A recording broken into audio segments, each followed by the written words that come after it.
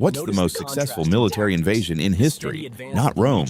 Rome took centuries. Not the Mongols. They stalled at the Sea of Japan.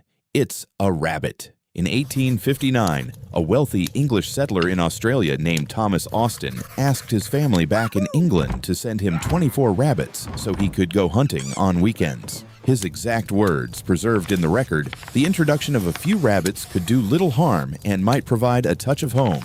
24 rabbits. Within 10 years, 2 million could be shot or trapped annually without any noticeable effect on the population. Within 50 years, the rabbits had colonized 2/3 of the continent, an area 25 times the size of Britain, the fastest spread of any colonizing mammal anywhere ever recorded. By the 1940s, there were an estimated 600 million. Australia tried fencing.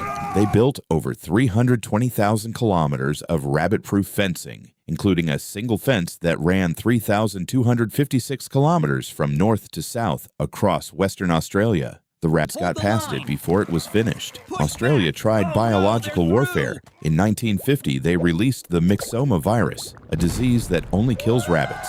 It worked at first, killed over 99% of infected animals, but the survivors bred, and their offspring were resistant. The rabbits evolved faster than the weapons designed to kill them. Today, roughly 200 million feral rabbits still inhabit Australia, from 24 to 200 million.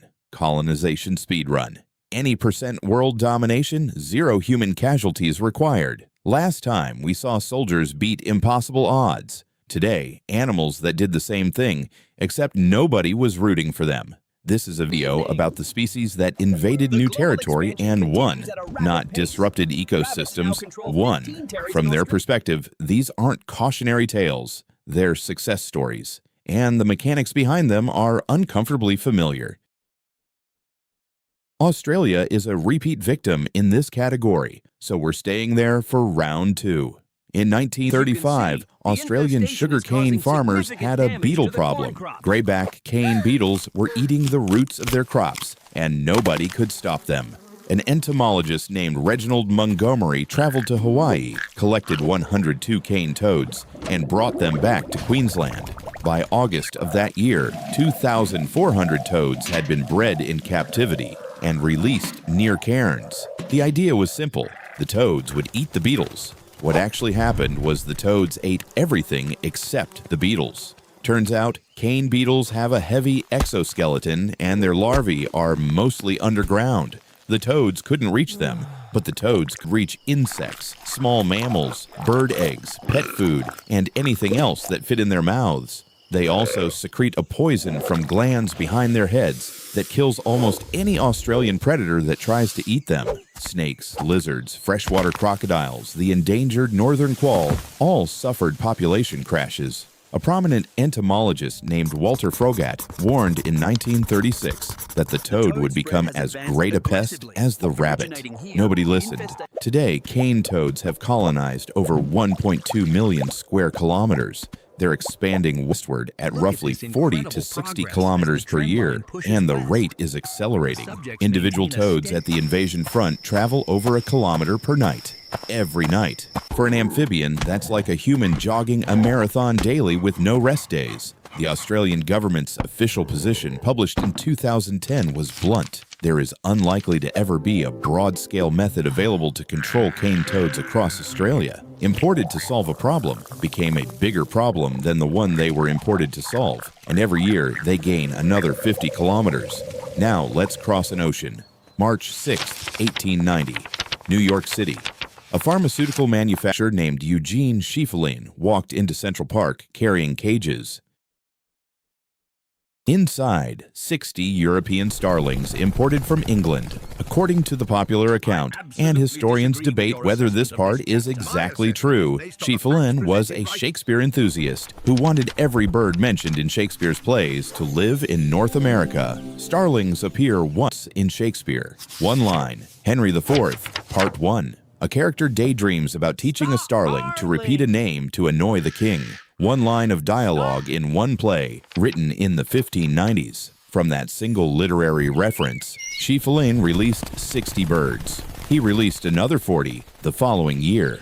It looked like it would fail. Within a few years, only about 32 survived. Then they found the eaves of the American Museum of Natural History, just west of the park. They sheltered, they bred, and then they spread. By 1950, European starlings had reached the Pacific coast. Today, there are an estimated 200 million in North America, from Alaska to Mexico. They cause roughly $800 million in agricultural damage annually. In 1960, a flock flew into the engines of an Eastern Airlines flight departing Boston. 62 people died. 60 birds became 200 million in roughly 60 years. That's a 3.3 million% population increase, triggered by one man, one play, and one line of dialogue written 300 years before the birds were released. If you're keeping score, rabbit had better starting numbers, starlings had better per capita growth. This next one didn't need a person with a plan.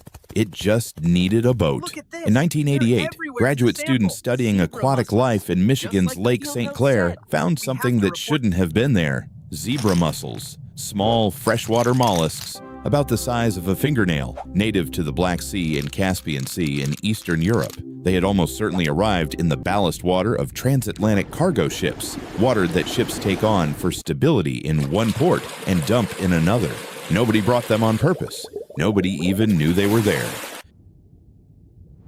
One female zebra mussel can release up to 1 million eggs in a single year. The larvae are microscopic and drift with currents. Within a decade of detection, zebra mussels had spread throughout the Great Lakes and into the Mississippi River Basin, reaching over 30 states. They attach to every available surface: pipes, boat hulls, docks, native mussel shells, each other, forming colonies so dense they clog water intake systems at power plants and treatment facilities. The cost of managing zebra mussels in the Great Lakes alone exceeds $500 million per year. Congressional researchers have estimated total damages above $5 billion since the initial invasion.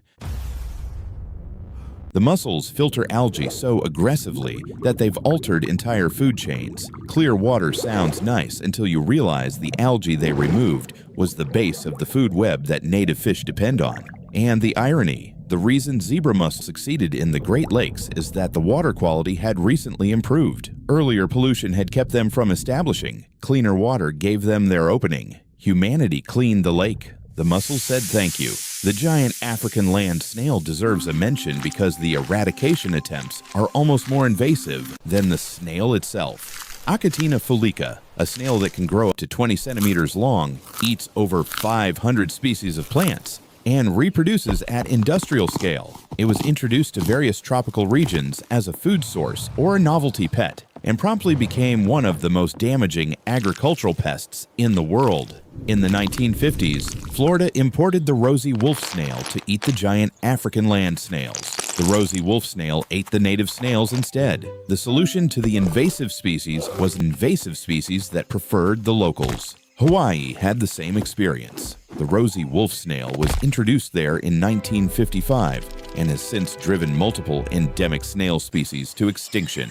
The giant African land snails are still there. The native ones aren't. If you ever want a one-sentence summary of invasive species management history, it's this: we tried to fix it, and we made it worse. And then we tried to fix that, and we made it worse again. The northern snakehead fish is the one that got its own media cycle. Native to China, Russia, and Korea, the snakehead is an air-breathing freshwater predator that can survive out of water for days. It can wriggle short distances across land, moving between disconnected bodies of water. In 2002, a snakehead was caught in a pond in Crofton, Maryland. The pond was drained and poisoned. More were found. The species has since been confirmed in rivers and lakes across multiple states, including the Potomac River. Snakeheads eat fish, frogs, crustaceans, and occasionally small mammals. They have no natural predators in North American freshwater systems. The media called them, quote, one. Scientists called them a serious ecological threat. Maryland made it illegal to possess a live one, but the snakehead doesn't need anyone's help to disperse. It just needs a wet night and a gap between two bodies of water that's short enough to crawl across. Of all the species on this list, the snakehead is the one that most closely resembles a video game boss. It breathes air, it walks on land, it eats everything, and it survived having its habitat deliberately destroyed. 7 species.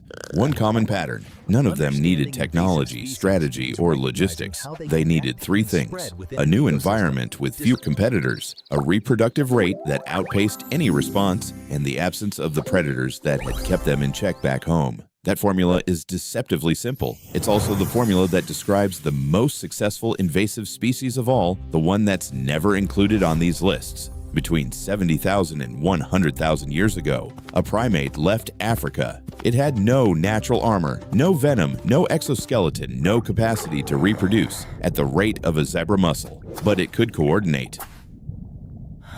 It could plan. It could adapt its behavior to any climate faster than any biological adaptation could match. That primate reached every continent except Antarctica. It drove megafauna to extinction across 4 of them. It altered the composition of the atmosphere, the chemistry of the oceans, and the structure of forests on a planetary scale. It is currently in the process of causing what biologists formally classify as the 6th mass extinction. The 24 rabbits conquered a continent. The 60 starlings conquered a continent. We conquered all of them. And we're the only invasive species on this list that knows what we're doing and keeps doing it anyway. Nature is brutal, but the most dangerous thing on this list isn't a species. It's an idea, and it works the same way. That's next.